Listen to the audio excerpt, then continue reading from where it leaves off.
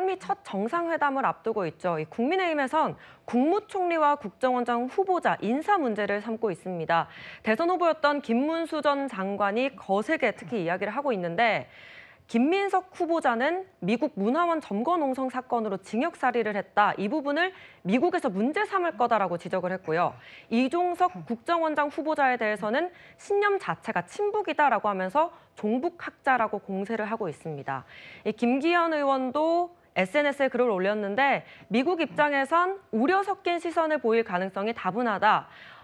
이재명 대통령과 트럼프 대통령이 통화를 했지만 이런 입장을 내보였거든요. 홍 전 의원님 네. 어떻게 보십니까? 예, 지금 미국 이제 방위 전략은 어떻습니까? 지금 나토에도 지금 우크라이나 전쟁을 이제 시작으로 해서 방위비를 각 국가별 이제 5% 이상 올려라 요구를 하고 있고 나토 회원국들이 거의 대부분 지금 이걸 받아들이고 있는 상태입니다. 그리고 지금 동아시아 같은 경우는 중국을 잠재적으로 적대국으로 이제 중국을 상정을 하고 중국에 대해서 어떤 견제를 나토와 같은 어떤 집단 방위국 체제를 이제 생각하고 있습니다. 그래서 미국을 중심으로 해서 일본, 한국, 대만 그리고 뭐 호주, 동남아 일부 국가를 묶는 집단 방위 체제를 생각하면서 또 이제 그 방위비를 올리라고 지금 요구를 하고 있는 이런 상황이죠. 헤그세스 국방장관이 이런 이야기를 했는데 이런 상황에서 이재명 대통령이 후보 시절이 그리고 대당 대표 시절이 어떤 이야기했습니까? 그 대만에 중국이 침범하면 우리나라 일도 아닌데 뭐 우리가 개입해서 무슨 어떤 뭐 도움이 되느냐 이런 어떤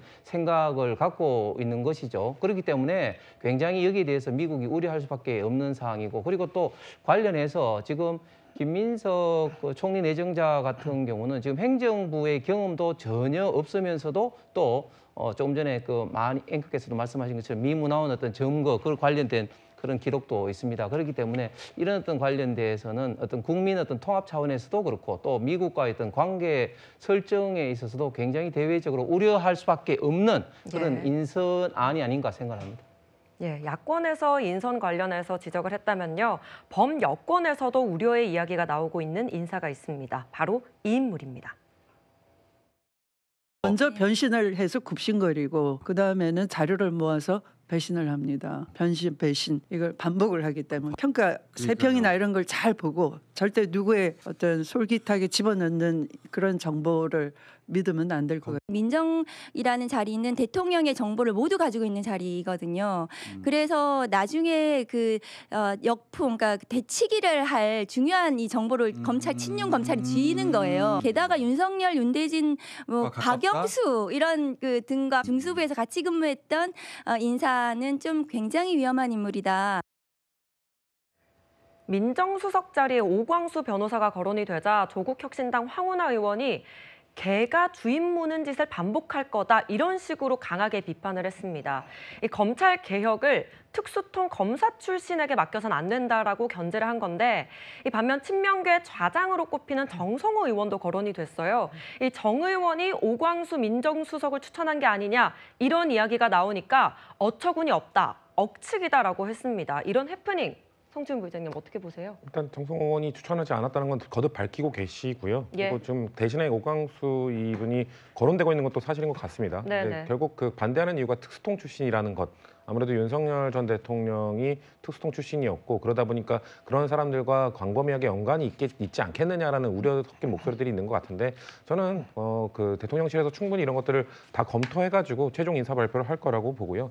다만 아까 전에 좀 지적했던 우리가 이야기를 다뤘던 그 김민석 국무총리 후보자에 대한 얘기를 좀 드리고 싶은데 사실 지금 국민의힘에서는 벌써부터 그 이재명 정부를 향해서 반미 프레임을 씌우고 싶어하는 것 같아요. 미국과 잘 지내는 게 보기 좋지 않겠죠. 미 문화원 그 점거농성도 수십 년 지난 일이고요. 그리고 사실 이런 그 민주당 정부를 향해서 반미 프레임을 씌우는 건 어제 오늘의 일은 아닙니다. 사실 가장 강하게 반미 이미지가 아직도 남아있는 부분은 노무현 전 대통령이거든요. 노무현 전 대통령은 사실 대통령 임기 시작하기 전까지 미국을 단 한 번도 방문하지 않았던 그 이유만으로도 또 이건 반미 정치인이다, 반미다. 지금도 여전히 노무현 전 대통령을 보수 진영에서는 반미 대통령이라고 프레임 씌우고 공격하고 있습니다.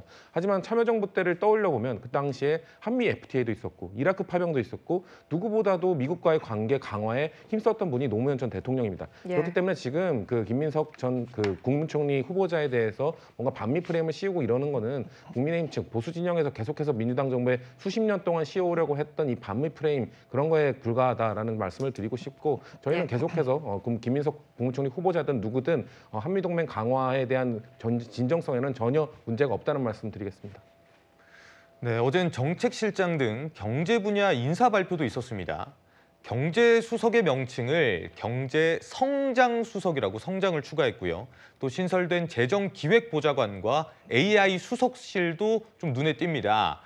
아마 재정기획보좌관을 둬서 재정 확대를 강조하겠다 이런 뜻으로 보이는데 박민영 대변인, 예. 이번 인선 좀 어떤 의미가 담겨 있다고 봐야 될까요? 사실 민주당 정권이 집권을 할 때마다 번번이 실패했던 것이 바로 경제, 부동산 때문이었지 않습니까? 좀 정책적으로 전문성을 보여주지 못했던 것이 국민들께 좀 실망감을 안겨줬던 주요 원인이었기 때문에 좀 그런 부분들을 적극적으로 보완하겠다 이제 이런 의중들이 있는 것 같습니다. 그런데 이 정책이라는 것이 단순하게 기획만 한다라고 되는 것이 아니거든요. 이 정책을 집행하기 위해서는 국회 상임위와 소통을 해야 되고 또 직능단체, 이익집단들과 또 스킨십을 또 해줘야 되고 언론과 어떤 부처 등등 여러 가지 종합적인 이런 고려들이 필요한 것이 바로 정책인 거거든요. 그런데 교수 출신들이 좀 대거 진입한 것은 전 상당히 우려스러운 부분입니다. 사실 교수들 같은 경우에는 이 성향상 어떤 좀 이상적인 담론을 제시를 할 수는 있지만 이것을 법과 이 규격의 테두리 안에서 집행하는 것은 능숙하지 않을 가능성이 크거든요. 그렇기 때문에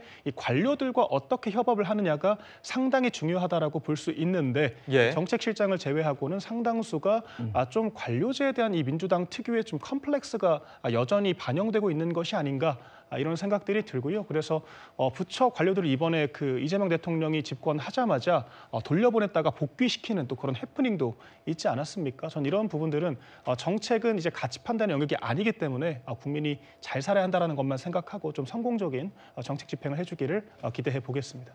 알겠습니다. 이번 대선에서 이재명 대통령을 뽑은 이유 혹은 김문수 전 후보를 뽑은 이유, 이 이유도 좀 주목을 받고 있습니다. 먼저 이재명 대통령을 뽑은 이유를 좀 살펴보면요. 계엄 심판과 내란 종식이 27%로 가장 높게 나타났고 또 직무 행정 능력, 경제 정책이 뒤따랐습니다. 반면 김문수 전 후보도 한번 살펴보면요. 도덕성이 33%로 가장 컸고요. 또 이재명 대통령에 대한 어떤 반감이라고 해야 될까요? 그런 부분이 30%로 또 높게 나온 것을 알 수 있었습니다. 이런 여론조사가 앞으로의 또 국정 방향에 또 참고가 되지 않을까 그렇게 생각이 됩니다. 여기서 저희가 속보 내용 하나 좀 짚고 넘어가도록 하겠습니다. 이재명 대통령이 이제 김문수 전 후보와 어제 통화를 했다는 내용의 속보가 좀 들어와 있습니다. 어제 김문수 전 후보에게 이 대통령이 먼저 전화를 했고요. 그리고 어제 오전에 김문수 전 후보에게 안부를 물었다고 합니다. 그러면서 김문수 전 후보는 이 안부 전화에 대해서 감사의 뜻을 전했다 이렇게 밝혔다고 합니다. 네, 지금까지 이재명 대통령과 트럼프 미 대통령의 첫 전화 통화 소식 짚어봤습니다.